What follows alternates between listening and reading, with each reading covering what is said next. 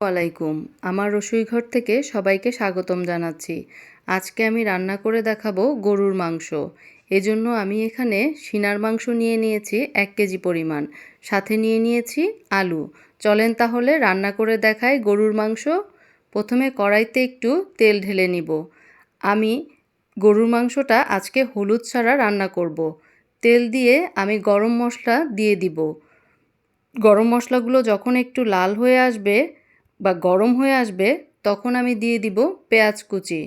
আমি আবার একটু পেঁয়াজটা লাল লাল করেই গরুর মাংসটা রান্না করতে বেশি ভালোবাসি। তাহলে এটাতে কালারটাও ভালো আসে এবং একটা খুব সুন্দর স্মেলও আসে। তাই আমার কাছে একটু বেরেস্তা করে গরুর মাংসটা রান্না করতে বেশি ভালো লাগে।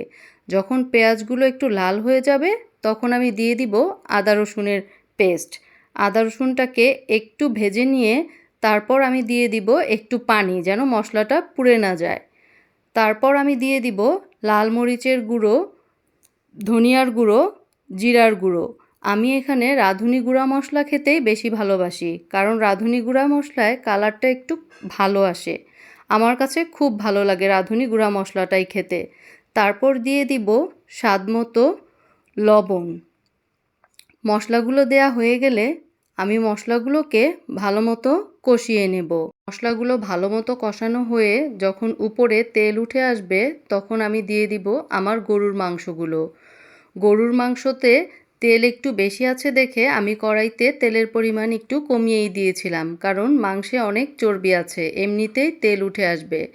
মাংসগুলো দিয়ে একটু নাড়াচাড়া করে ঢাকনা দিয়ে আমি ঢেকে দেব সিদ্ধ হওয়ার জন্য। যখন দেখব মাংসগুলো থেকে তেল উঠে এসেছে তখন আমি উপরে গরম মশলার গুঁড়া ছড়িয়ে দিব, কারণ আমি রাঁধুনি গরম মশলার গুঁড়াটা খেতেই বেশি ভালোবাসি।